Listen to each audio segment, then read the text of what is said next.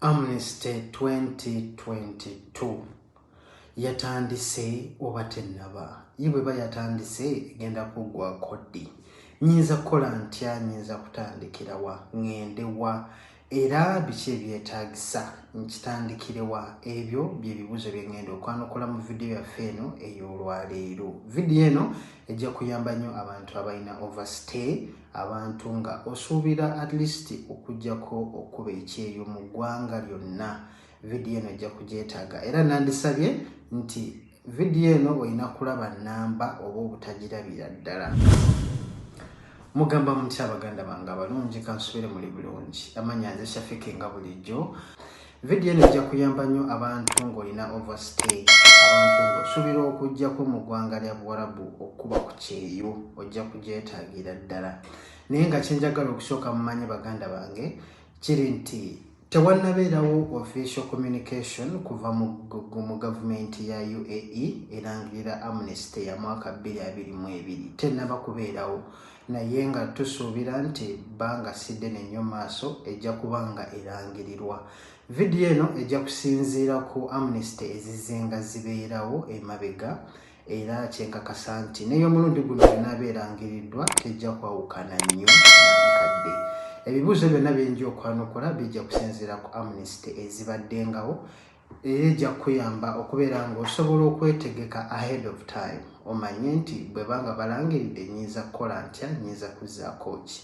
Naye nga kye mulina okusooka okumanya kiri nti ebintu bya Amnesty tebiriimu ba broker, olina kukyekolera nga omuntu kubanga mulimu okusikaninga fingerprint, mulimu n'okusikaninga amaaso ng'omuntu bw'afuluma, byonna mwebiri ebyo. So ebyo toyinza kubikola nga okozesa broker, olina kukikola nga gwe omuntu.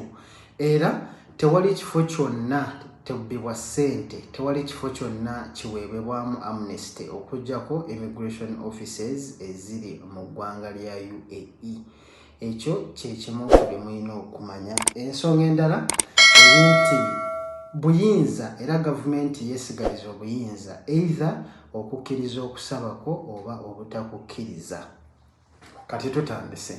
Video eno nandisabye omuntu yenna agirabe mu bujjuvu bwayo oba si kyekyo obutagirabira ddala, naye nga ejja kugasa nnyo singa onabeera nga osobodde ogisharingako n'abantu oboolyawo abayinza okugyetaaga. Amnesty kyeki? Amnesty ke kaseera gavumenti keteekawo okubeera nga esonyiwa abantu abo bonna abali mu ggwanga mu bumenyi bw'amateeka oba mu butali butuufu okubeera nga ebasonyiwa overstay.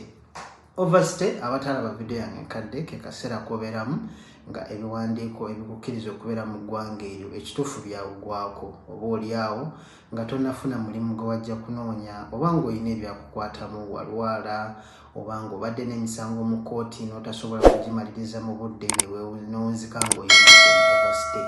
Akaseera kano gavumenti ekateekawo okubeera nga eyambako abantu abo okubeera nga either batereeza ebiwandiiko byabwe ne bidda mu butuufu oba ne babeera nga bafuluma. Amnesty olina kuteekayo application, olina kuteekayo okusabako, gavumenti neekutunulamu. Bw'obeera nga toyina misango gyonna gy'oli mu kuweera ennemba nagyo mu kooti, gavumenti esobola okusalawo negamba nti kale tukukkiriza, era nga obeera olina okusalawo bibiri, kwe kimu ku bibiri, either okusigala mu ggwanga oba okufulumya eggwanga. Bw'osalawo nti nsaba Amnesty gavumenti enzigirewo ssente z'emmanja mu overstay naye nfulume, bino by'olina okwetegereza. Ekisookera ddala olina okusasula dirham 220 nga ye service charge ya Amnesty, era nga olina okugula tiketi egy'okubeera nga ekufulumya mbagirawo. Bajja kuwa kye bayita exit permit. Exit permit eno eggwako mu nnaku 10. Tekiri nti woogendera okusaba Amnesty there and then ovaayo nga bagikuwa, ekitwalamu akabanga gavumenti neeyongera okwekkaanya okusabako. Bwe baba nga bakukkiriza ne bakukuwa ne bakuwa Amnesty, kijja kuwa ennaku 10 okubeera nga oguze tiketi n'otegeka n'obeera nga oyabulira eggwanga. Osobola okukomawo oluvannyuma lw'ebbanga eryo. Singa oba nga wayingira mu bumenyi bw'amateeka, oluvannyuma lw'okuwa Amnesty n'ofuluma eggwanga bajja kuteekako ban ya myaka 2 nga toyikkirizibwa kuyingira.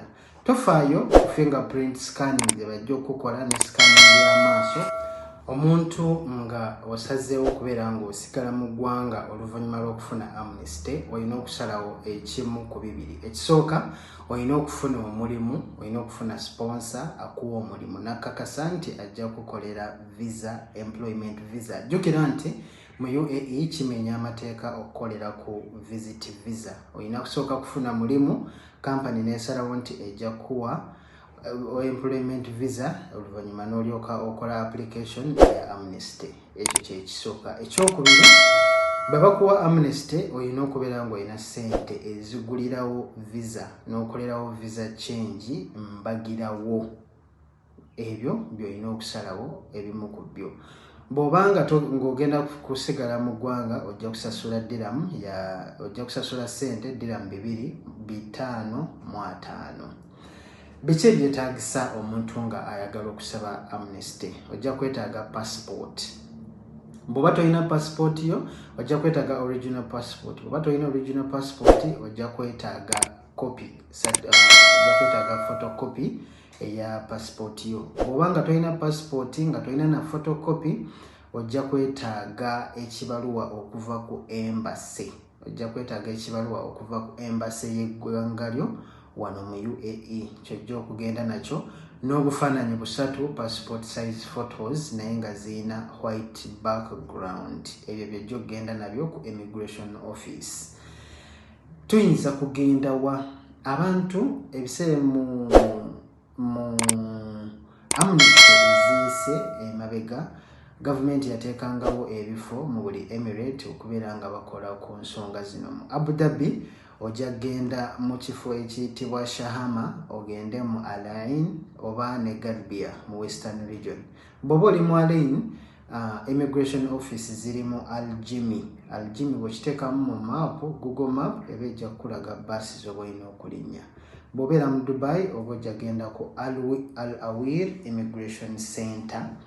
Era nga bw'oba oli mu Sharjah ojja genda mu Sharjah Mega Mall. Emirates ezisigadde oba olina okugenda ku immigration office mu Emirates ezo gy'oba olina